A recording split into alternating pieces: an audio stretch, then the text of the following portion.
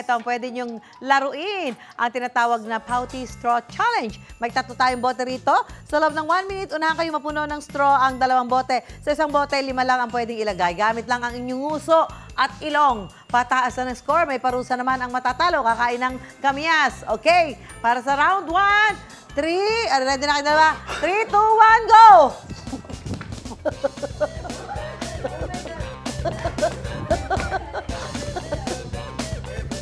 Careful.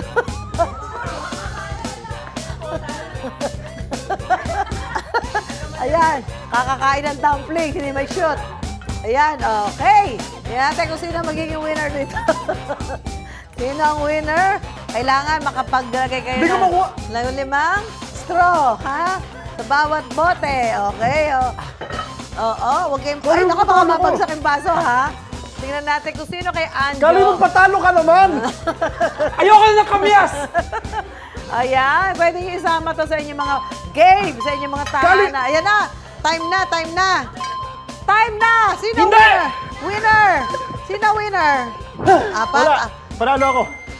Kaloy, ang winner! Yay! May mislet! Okay. Anjo, sa tingin, wali ka, ba't ka natalo? Ang dami mo kasi kinain dumpling. Hindi nag-practice. I accept my defeat. Because? Tatanggapin ko po ang pagkatalo at consequence. I'm a man of my word. Ikaw naman, Kaloy, ano? I have nothing to say.